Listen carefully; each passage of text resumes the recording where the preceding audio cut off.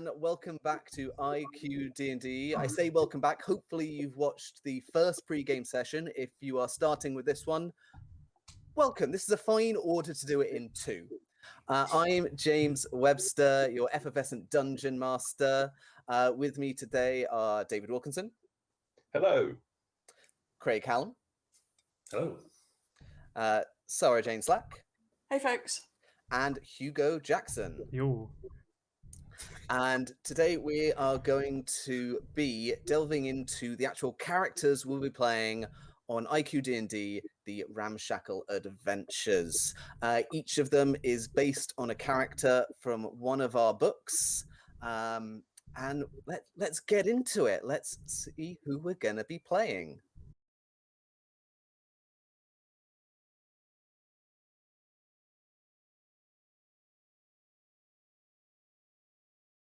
So I thought it would be fun first to just roll some dice. So I thought we might all just roll our character stats. Yes. Which for David, you hopefully are aware, there are 6 stats in D&D to represent your kind of physical, mental, and social baseline abilities. Will it be on this thing? Yes, absolutely. Right, there we go then. So where 10 is basically your basic person average. Mm-hmm. Anything below that, obviously below average, and might make things like socializing tricky if some of your scores are quite low, or indeed carrying heavy things, which sometimes you will want to do in D&D.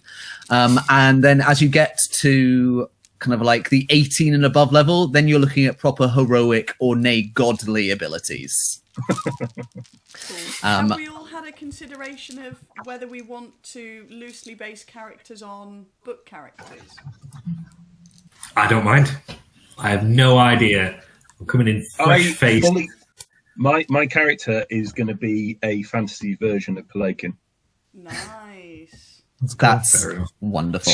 So I used to work in the Watch, but I was thrown out.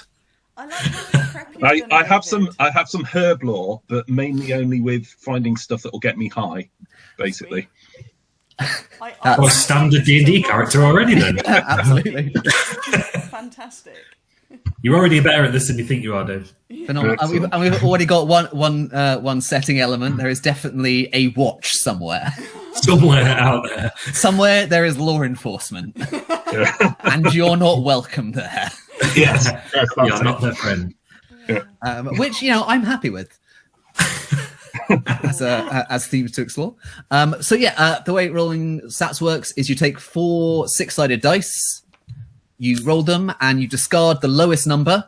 You add the remaining 3 together, and that is one of your scores. You do that 6 times, and then you can assign those to whichever stat you like, which we don't have to do now. We can do that once we have an idea of kind of what is helpful for your characters. I can't remember which dice my lucky dice are. This could be problematic. Oh, you need to know. Will it help me if I have more than 1 6-sided dice? It probably would. This may take some time if you don't. I will know. You can raid Axis and you can go and get more, or you can do them. It is fine to do this via Roll20 or just Google Roll 4d6. The house rule I like, though, is if you get stats that you absolutely don't feel you can play a character with them, you can instead take what's called the standard array, which is defined in the D&D rulebook. And if anyone isn't happy, then I will tell you what that is. So how many stats do we have to roll? You need 6. 6. I'm having such a hard time picking because it's like, should I be Aaron? Should I be Faria? But Kairu's fun, and Tienan could be really interesting too. So it's like, crap. I want to see an Alan and Tienan bromance going on. Does that mean I've got to do my really dodgy accent through the entire campaign? Wow. Unfortunately, I'm one of those kind of people. Oh, nice. Oh, wow. Love it. That has to put all their dice in neat little rows. I have my box of stuff here. Oh, that's very good. Yeah. So how have people finished rolling their stats, and how are we feeling about them? Yes. Is this strength, dexterity, constitution, intelligence, wisdom, and charisma? Yes, indeed. You do not have to assign each to... I'm reading it. Okay. Cheat! You're gonna play the game. Yes. Cool. So I just like to know what your stats are. What have we got? So let's start with David, because you're at the top left on my screen. 14, 12, 8, 17, 16, and 15. Those are very nice stats. Are they? 17? So that's you. You've I rolled. didn't get an 18. I didn't get an 18. No, but you have. You can add stuff to them later though as well when we choose like our character species. So that is cool. and like that's way above average. That's cool. Craig, what do you got? I have got a 9, but then more for the rest, which is always nice. So 9, 11, 13, 14, and 2 17s. Oh, wow. Also very nice. That's literally the best I have ever rolled. Yeah, I normally roll at least 3 under 10. So that's, yeah, I know that feeling. It's fun. The first D&D character I ever created had astonishing stats, and this was just rolling 3d6 instead of the 4, and I had like an 18, 17, 17, and I've never again rolled that well. Great, Hugo, what have you got? I have 15, 14, 12, 12, 9, and 9. Cool. So you are, I think, the first person to roll slightly under the standard array. So if you wanted to go for the standard array instead, which is 15, 14, 13, 12, 10, 8, you could do that.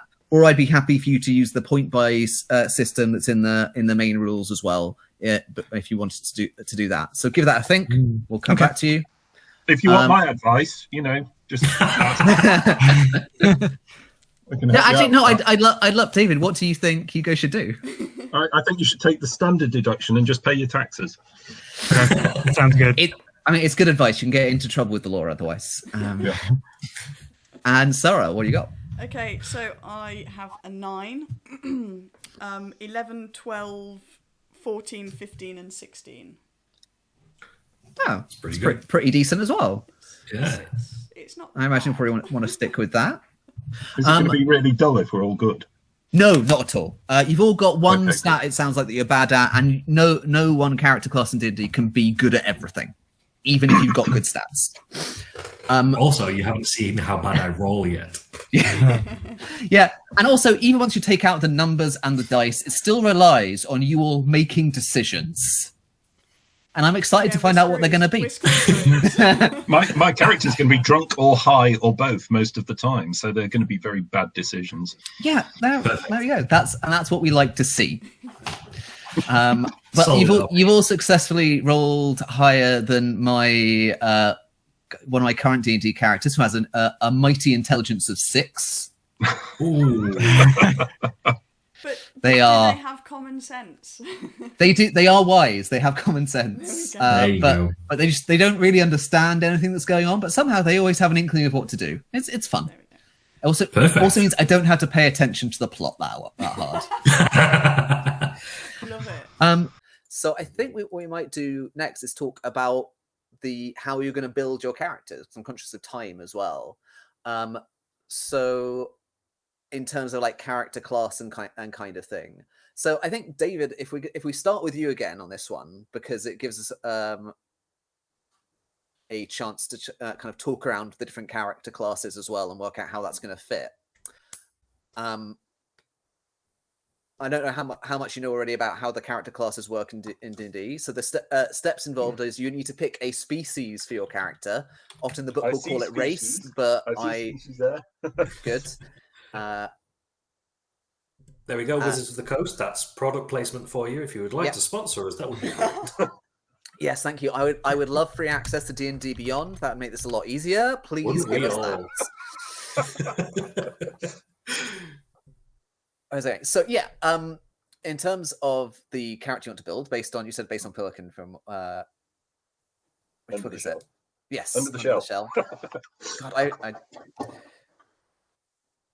what do you see them doing a lot in this game? Because a lot of or how do they solve problems? Because I think that's a good way of addressing what character class might be a good fit. Yes, they will solve problems, but they will have rather a selfish view on what kind of problems need to be solved. Does that make sense? It absolutely does. I'm having some inklings about where this might go already, but Right. Okay.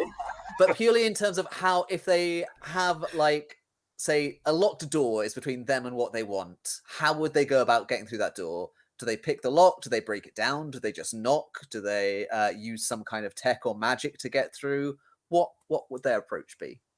They would initially try to do things, knock on the door or try the handle or something like that, but they would get very frustrated very quickly, and then they would not care about the morality of how they then got through that door. So whether it's turning to a friend who is enormous to break it down, or if it's something they've got in their pocket to use on it, even though it might rip a hole in the space-time continuum or something like that. They try being nice, but the amount of time they try being nice is very short, and then they're resourceful. They will use whatever resource they have and be damned to the consequences. James, do not hand a deck of many things to this person. Oh, but they're so good. That's so fun. Like the deck of many things, just as an aside, is the purest form of, hello, here is ultimate cosmic power. Please have just enough to hang yourself with. Yes. Oh, dear me. Cool. So the way this is feeling to me is that this character might be kind of a rogue or artificer. So rogues in Dungeons and Dragons are they're smart and quick. They will often solve things through subterfuge. They're very skilled and resourceful. They're kind of one of their core abilities is if they take someone by surprise, they are very scary. Like, and you are, if you don't see them coming, then they do lots of damage. Basically, is one of their things. They also get lots of pluses to their skills, which other classes don't get. Otherwise, artificer is cool if you want to be doing the I make things to overcome problems, be resourceful in that way. Like that's kind of your Magitech angle. No, I think it's more of a rogue. Cool. To be honest. No, that is fine. That was my first thought. I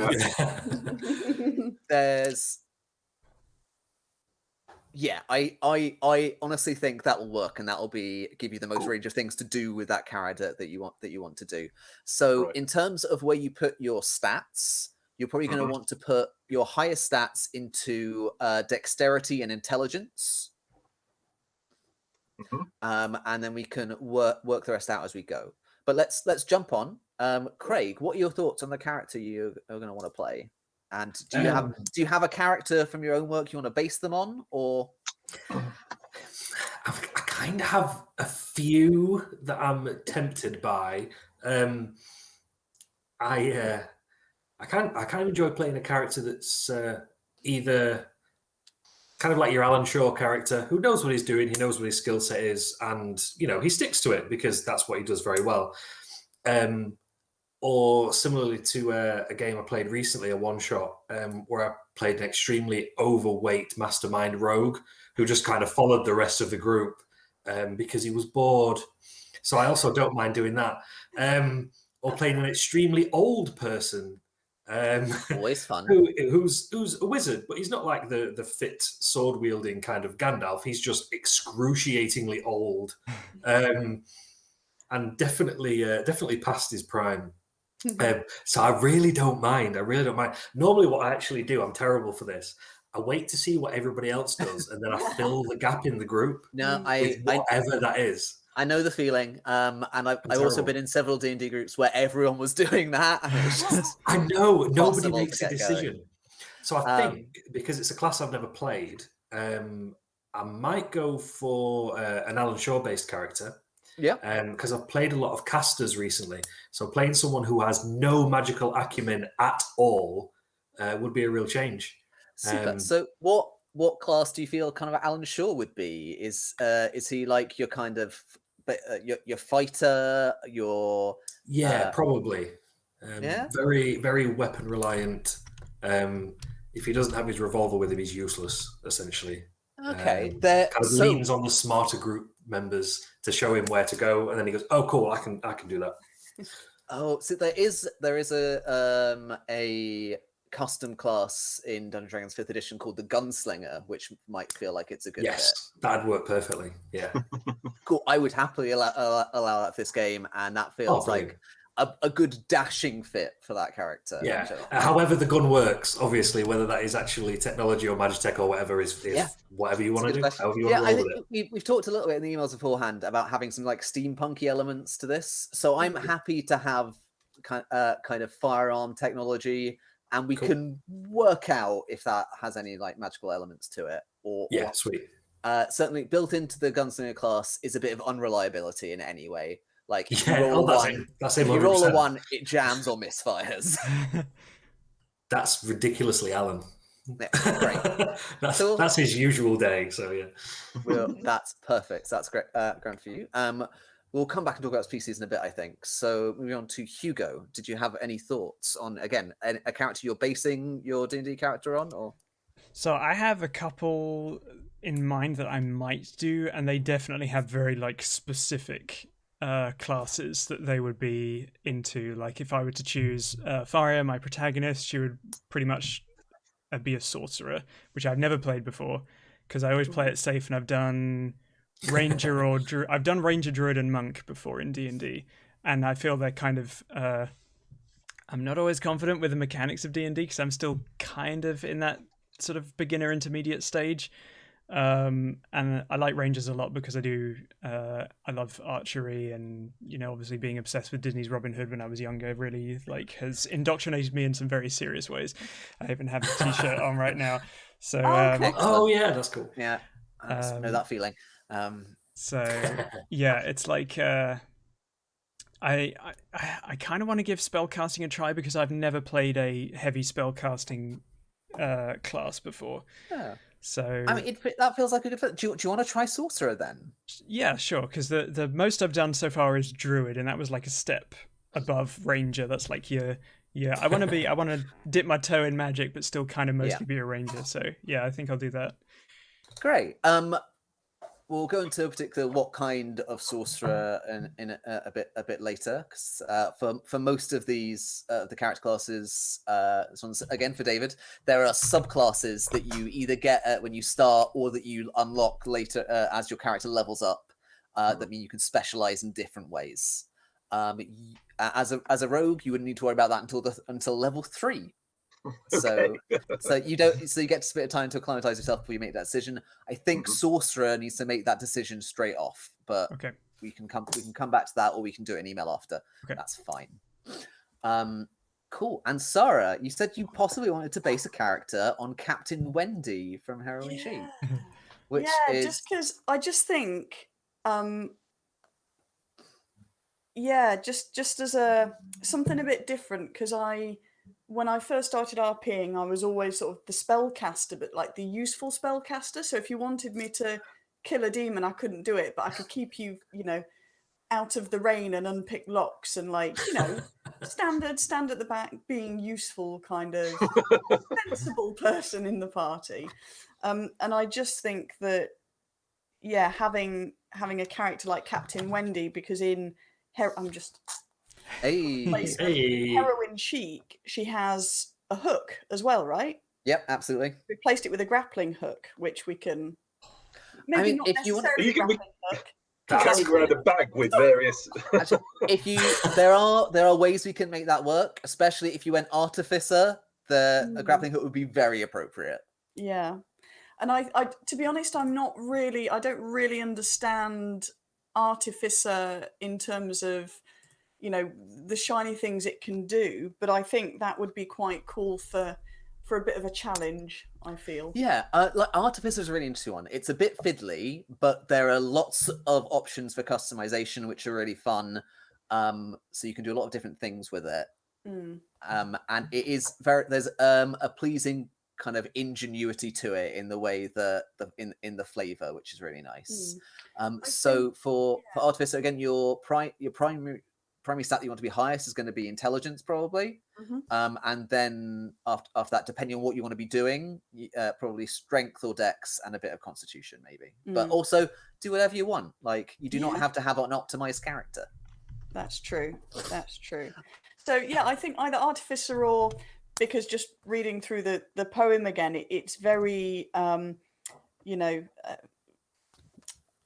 and obviously it's kind of based on Wendy Darling from Peter Pan, and there's that kind of, not necessarily nurturing in a traditional sense, but that kind of getting people to follow you and that sort of more charismatic side of things. So I don't know whether and please don't hate me for saying this, but maybe Bard.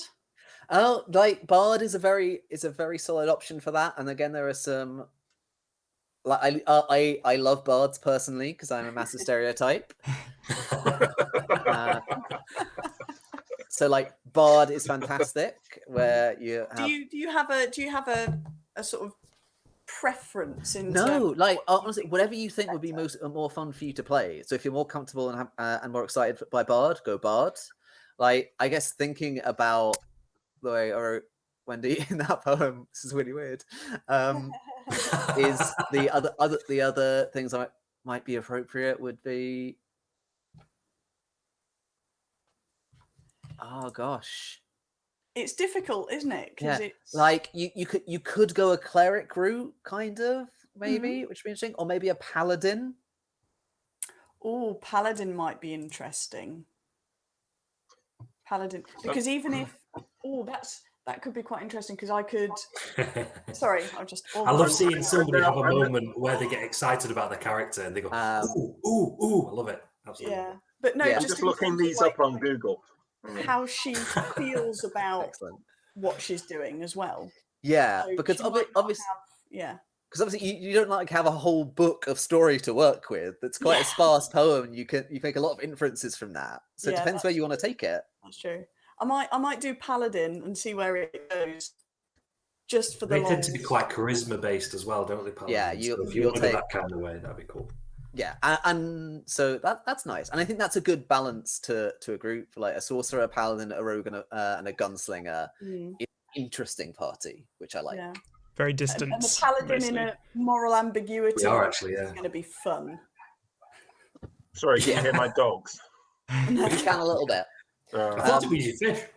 It's the coffee delivery. We have coffee and tea delivered, and so they've just gone mad. Yeah, anytime you see me doing this, it's because I'm looking up what the words you're using. That is fair. Sorry for not explaining all of them as we it's go. Okay. People should do their own research. You shouldn't be spoon-fed. You're talking to a physicist here. Come on, he's used to doing his own research. So to go through the full classes we've got established. So yeah, we talked about the rogue. So the kind of gunslinger is very much a kind of martial adventurer standard type. They're physical, action oriented. The gunslinger flavor on it means that they are also a bit of a tinkerer. They do a little bit of the gadgetry stuff, and but primarily kind of like your dashing person of action. Oh no! That's I what will attempt to pull this off. That's what you decided, Bing. I don't know what to tell you. Sorcerers are the kind of magic user that have some kind of, in some way, innate magical power where they are in some way chosen, or they're not a nerd like the wizards. They can be a nerd if you want, but that's not where their magic comes from necessarily. Okay.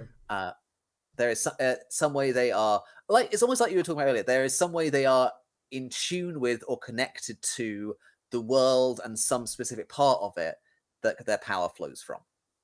And then for the paladin is your holy warrior. They have a cause, they have a code, and they will smite you if you are counter to it. Which I am also a big fan of paladins. They're just really cool, and also, but the kind of paladin you are changes like your characterization massively. Because you can be like a law and order paladin who's all about following the law of the land or serving the crown, or whatever the government is, or you can be an oathbreaker paladin who has forsaken the way of law and order because they think they know better, and is in some there's probably in the back of their mind they think they're in some way damned, and they're very brooding in email, and I love it.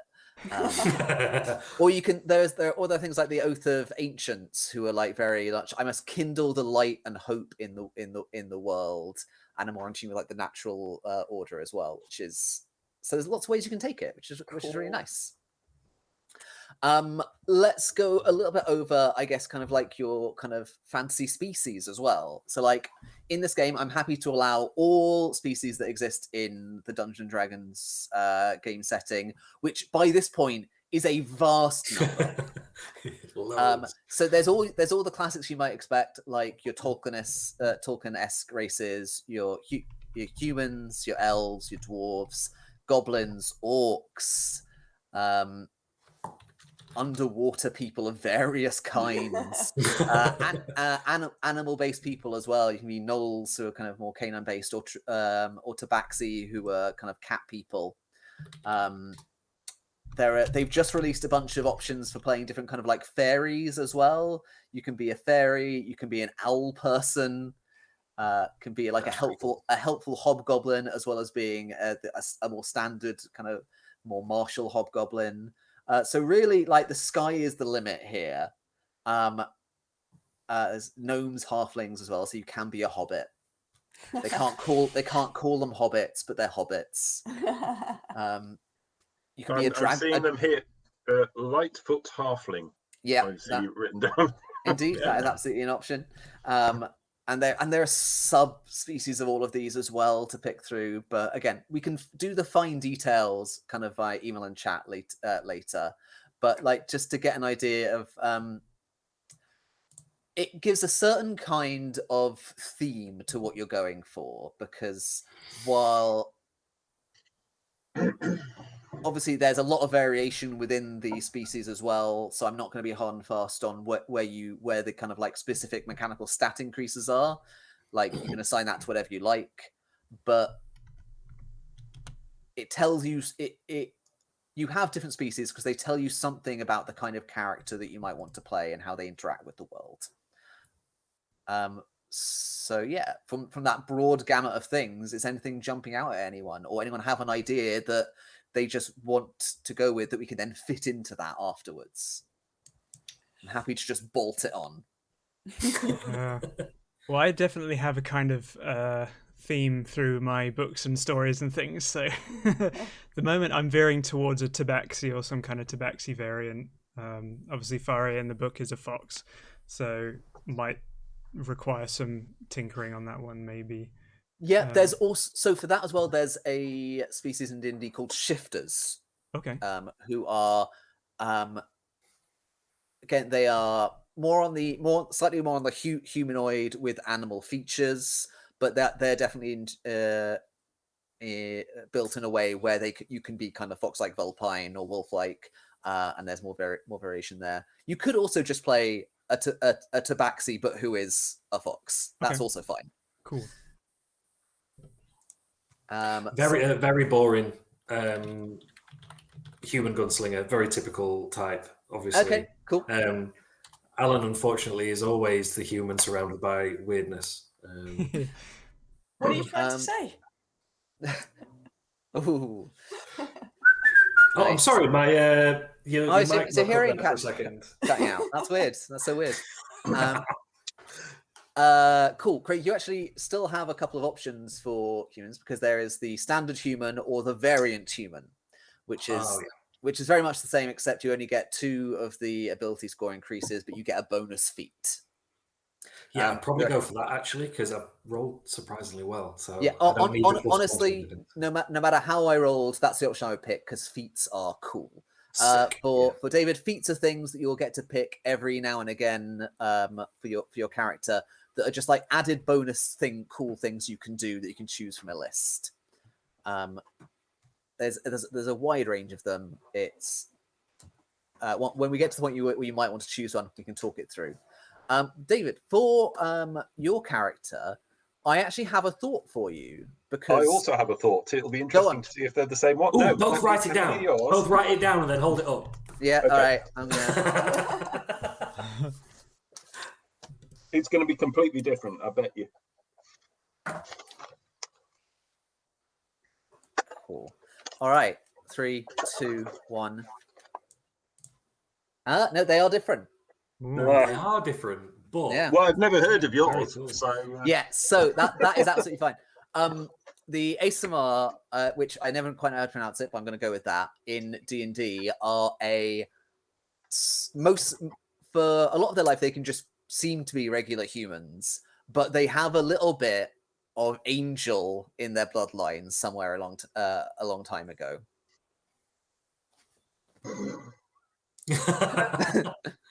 the reason I went for half elf is because out of the ones I'd heard of, that sounded the most likely to be like that. There you go. And said there is one absolutely written Also, for David. you. Also, oh yeah. Sorry, spoiler alert.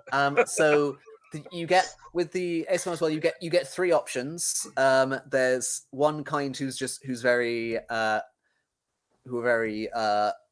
I guess I'm going to let you put the stat increase to whatever you want. So, one option, you once a day can just manifest spectral wings. You can fly, and you have some kind of like holy power.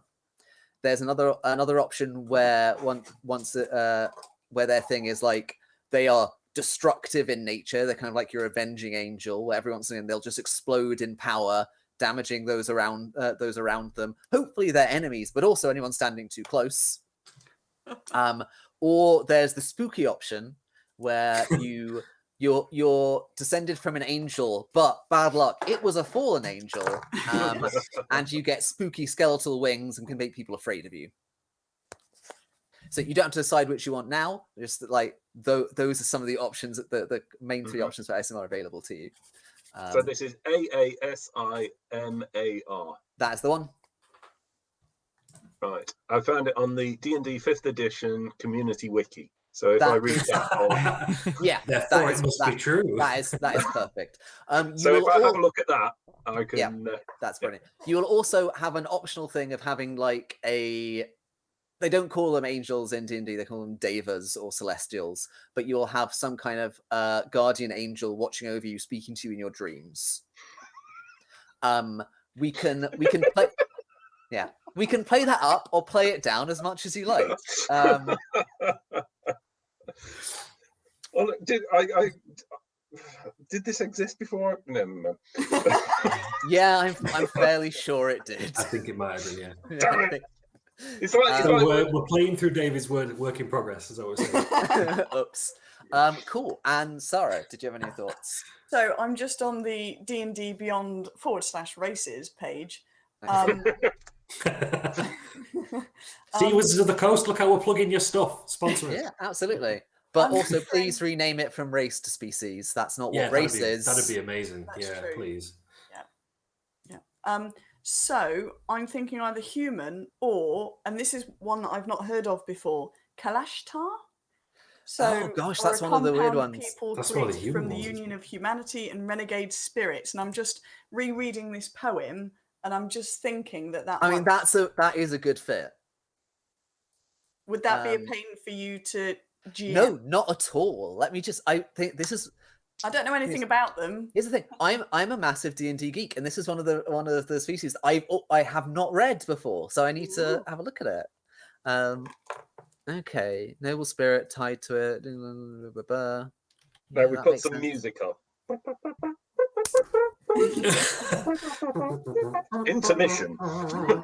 Okay, no, that really works. The idea that they are like I'm just reading the description here. They're seen as a wise spiritual people with great compassion, but there is an unmistakable alien quality to them. And for someone who was taken away to Never Never Land and got a bit weird around the edges, as is. Sorry, is this me or Wendy that we're speaking? Look, I was just about to say. Look, I'm not going to comment on whether what you're playing is just you in a hat or with a hook, but you can make that decision for yourself, and people can find out. Yeah, I think I'll do that then. I think I'll do that. All right, that is marvelous. So, there are some character creation things that we can always go over after this as well, which I think it's probably best to do that rather than doing it all on the call. But one thing I would like to check in on is just in terms of like how your characters will have met, what's brought you together, and how much like party unity you want to have. I think that's an important question to talk about before we do a game. So like, does anyone have any thoughts on that? Do you want to be like people who've known each other for a while, and are you like united in purpose but with some variation, like and different reasons why? Or do you want to be people, disparate people who've been brought together under trying circumstances and kind of thrown together and found family kind of from that angle?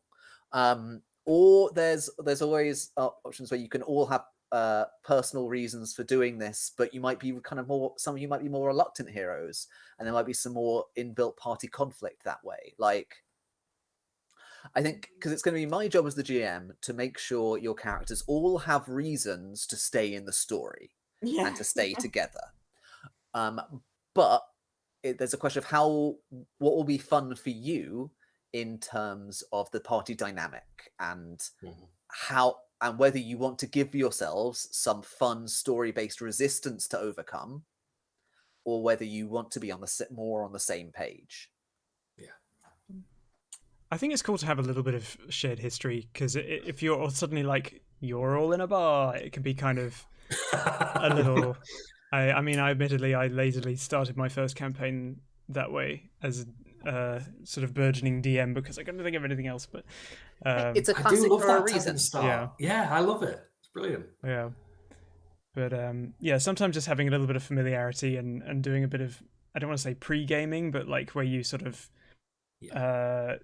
chat about what your characters know. You can create these kind of like, when you have in-jokes and banter and stuff like that, can be really cool to just experiment with and for people to listen to as well. Yeah, it can keep the chemistry going around the table as well if you're allowed to act like you know each other. Yeah. So yeah, I tend to lean that way as well. I mean, Alan's if I'm trying to play as close to Alan as possible, he does tend to collect strays anyway. As a bit of a stray himself. So if he sees a bunch of weird people who look like they're having a good laugh, then he'll jump straight in anyway. So that'd be fine by me. Okay. Any other thoughts on this? Like on kind of like the level of shared history you might have? Like it can range from being aware of each other to having worked together before to being part of the same organization. What do we? Yep. David? I like the idea of a bunch of people who get together when they need something. So they have their own lives, but say whenever we're short of cash. That's not a bad idea. Yeah, that's pretty cool. Well, it's not necessarily cash, but I see a slight difference between David and Craig's characters and mine and Hugo's character in that kind of like moral ambiguity sense, I think. Yeah, so maybe we have like Alan is not morally ambiguous. He knows exactly where he is on the moral spectrum, and it's dead center with some fluidity. That's why he's a gunslinger, because he thinks a political alignment chart is a target. He's like, exactly, yeah. Oh my God, that's brilliant. So it could even be that it was sort of, and obviously I don't want to speak for anyone else's character, but almost like two groups coming together to create one group. Yeah. Yeah. That actually makes a lot of sense. I'm metagaming slightly because obviously I've read everything, so I kind of understand the characters a little bit. Yeah. My next question then on that is the thing that brings you together. Do you think it's, as David said, something that you need, something that you need to get, or is it something like a goal or value that you share? What do we? Or how internal or external are these drives? I think it really depends on whether an event happens that causes us to be like, what's this going on, or whether it is something that happens as just like concurrently from happening to be in the same place. I don't know if I'm just thinking too simplistically because I've not done that much D&D. No, I think that's a great way to look at it.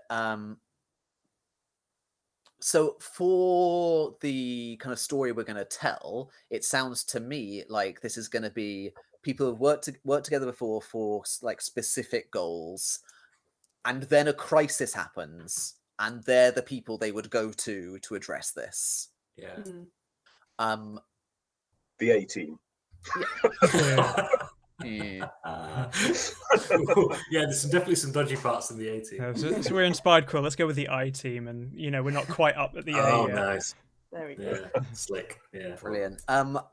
But yeah, like in terms of the kind of things that would have brought you together before, what do you think that would have been like? Again, other crises, or do you think it would have been there is something we care about, even if that is we need money to live?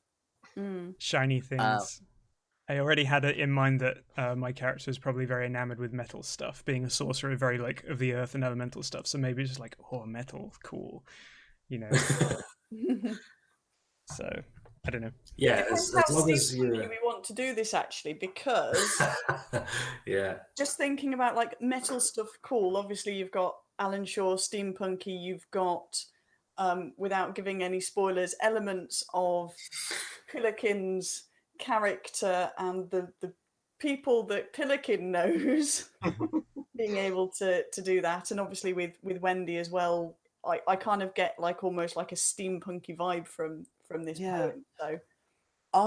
So Actually that leads me to think that I think maybe the town you all live in at the moment, whether you're from there or not, can be different. You can work out for yourselves, but is kind of like, as you said, a little steampunky, a little magic tech, kind of ramshackle in how it works. So the things that have brought you together might have been just in terms of like city infrastructure, something has gone wrong, and we want for ourselves to fix it in some way. So we need to get this thing or defeat these monsters who came out of the sewers for some reason. Turns out it's a fat bird. Yeah. Or heist this power source so that the lights don't go out. It could be absolutely anything, really. So I kind of like that mixture of it is for the good of like the town around you, but also you live here and you keep your stuff here. Yeah. So it gives you a lot of different ways and reasons to be involved in those kind of jobs. So, and that gives me a lot to play with, which I like. One of the major things I love about steampunk actually is it's so. I mean, it's not varied at all, is it? It's steam power, and it's usually in the 1800s, but not always. But it's the idea of the power source, because there are so many different ways that people have come up with how the steam is generated, whether it's ether or whether sometimes it's like a magic crystal that they found, but it makes steam. It always ends up with steam. Fan fiction crossovers. Yeah, exactly. But there's so many different ways you can do it, isn't there? So if you were leaning that way, there's tons of stuff you can do. Yeah, definitely. And we don't care. We'll go along with anything you write. So oh, good. Yeah, and I think if it's got a bit of a DIY grime to it, that focuses the kind of punk element of steampunk, which is, and gives you an in for how your characters influence the world around them potentially, or how they have done so far, but also in a way that still makes you clearly cogs in a bigger machine. That's another thing to ask in terms of what will make you happy and be a satisfying story for you. The level of agency, because we touched on it earlier, and I think I've got a good grasp of where you are, but also in terms of like the amount of resistance that you face from the world around you. What's a satisfying level of how hard it is to get things done and make meaningful change? and the kind of the level of things you can affect in this world. Like, do you want to? Because it sounds like the way that would be satisfying is for me to make you work for it, which is good. Always, yeah. But there's still a lot of variation there in terms of, can you change the face of the world? Can you just change small things that may ripple outwards a bit? Or is it just a constant grind to keep your heads above water? Like, where on that spectrum does it fit? What do we think? I think Alan's normally on the keeping your head above water end of the scale. Mostly because he doesn't have that much forethought.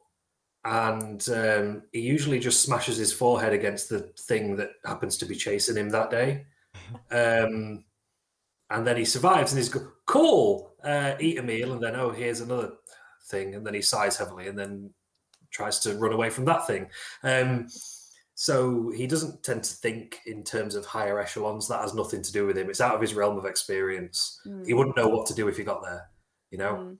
But he uses other people for that. He has friends who know how to do that, and he goes, "You go do that thing, and I'll do this thing because I know how to do this thing." Cool. I think Which I suppose where the kind of the party mechanics comes in, doesn't it? Yeah, but also feels like the kind of person who might accidentally change something whilst the primary goal is just to. He's done deal that with the accidentally a situation couple of in front times, of us, actually. Usually without realizing it, somebody else points it out. Excellent. He goes, "Oh yeah, cool, yeah, oh yeah, I did, yeah, cool." Cool. The more I'm talking about it, the more I'm thinking he's just me, isn't he? Really, just kind of bimbling through until somebody points out, "Oh, that was quite. Oh, cool, yeah." We've all written that person. It's okay. I know we've all done it. Cool. Anyone else want to jump in on this one? I think there's a nice balance between you can't really have an adventure without a certain kind of jeopardy and certain kind of impetus. So it's like, you might look at, like, I'm maintaining a bank balance, but I need a few more gold pieces and there's a hole in my roof. And I have this kind of, if I don't maintain this, like, get my potions, then I'll turn into a werewolf or something like that. So, there's always got to be this need to keep on going. Otherwise you just sit comfortably in your little shack and, play with your, I don't know. Oh, please, brain. Yeah, I was going to say, please, brain, let me finish this sentence. Hooray, ADHD. Palakin is goal focused and will put down everything to get to the goal. And interestingly, it's fairly pessimistic about ever getting there. It doesn't bother her that even if she puts, well, it does bother her, but she will bet the house on, not that she's homeless actually, but she will bet everything to try and achieve the goal, and still would not be surprised not to get there. That's very good. That's relatable. But I do like the sort of theme of gentle optimism, at least. Yeah. So and the ripple effect as a player, I don't mind that I'm not saving the world, because as we mentioned earlier, the world can mean different things to different people. So I think as long as the joy of doing the thing and achieving the thing matches, I'm not gonna go through a level 80 dungeon to get half a gold coin kind of thing. No, I think this is putting all this together. I think there's the foundation of a really nice story of a group of people who are doing their best but will probably find themselves out of their depth and have to make the best of it.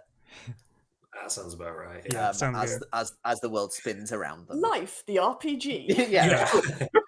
Wait. Is this just going to be a diary where we just tell people what we've done this week? Yeah, you're all level 1 writers or editors. And... Oh, no. And some bizarre situation has meant that you're all trapped in your houses. Yeah. Roll to procrastinate. It doesn't matter what you rolled, you succeed. Oh, you scored 19. You look at TikTok. I'm nervous about rolling. I'll do it later. Excellent. Let me just roll a D100 to see which video you find. Gosh. And you're lost in the YouTube hole for 14 hours. Yeah. You try to break out of it by watching Judge Judy. You wake up 4 days later. Please take 1 level of exhaustion. Okay, so I think that's all that's everything I want to cover, which brings us up to about 10 to 5, which feels like a good time for us to start winding down. So, as we're basing our characters on our characters, are we naming our characters as our characters as well, so we know what we're up to?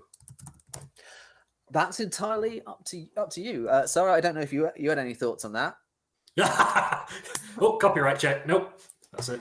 No, I think from my perspective, that's completely fine. It's entirely up to you folks whether you want to do that or not. Or Mine will be called Slan Ahor.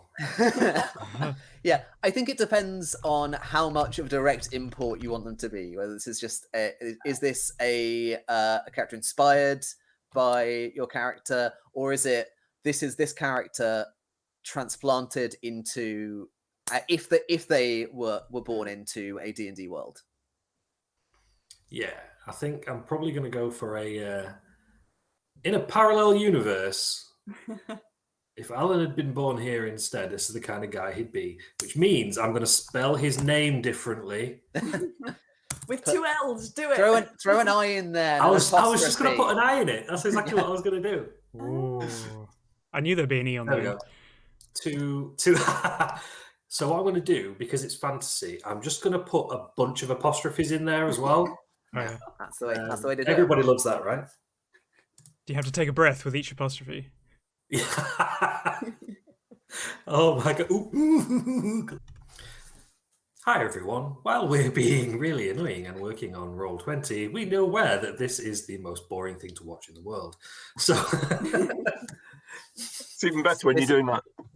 This is why we're not live streaming. This is like the nerd version of lo-fi music. So what I'm going to do is I'm going to roll a d4 and that person has to juggle. As I said already, the pluses to your ability scores, keep the numbers there. So if it says you add +2 to something and +1 to something else, do that, but you can add them to whatever you like. Okay. Cool. So add them to whatever is best for your character, because that's guidance that actually Wizards of the Coast have come out with now as well, because understanding that there is variation within a species. There might be some things in common due to your taxonomy, but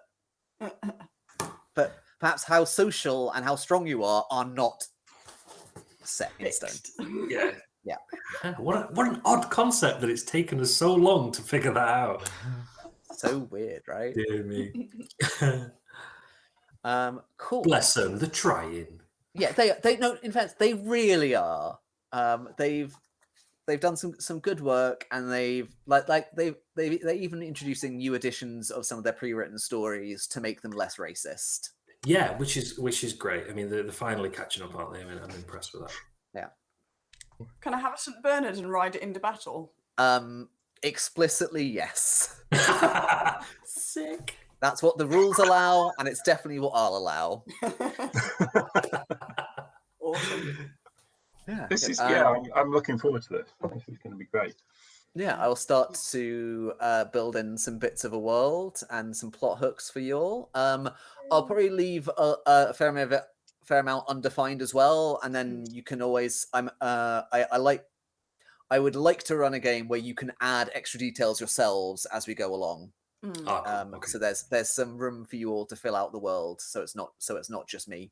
Yeah. Both because that gives a good level of involvement and stake, and also because I'm lazy. Thanks everyone. Yeah, thanks everyone. That was awesome. Really Yeah, cool. thank you. Right. Yeah, Catch you very in a excited, couple of folks. weeks. James, you may get emails going about this thing. How do I do this other thing that I want to do X? No, absolutely. If anyone has any questions about anything, really, feel free to email me. If it's related to the game, you might get a more helpful answer. I'm just I'm going just to drop imagining- philosophical conundrums into your inbox now. Just Yeah, like, great. what do you think about this? I'm imagining the difference between Sarah's really technical questions and my, which dice do I use? One that looks like a caltrop. Yeah. Is that one? Yeah, be careful with that one. Do not let it get on the floor. Yeah. Awesome.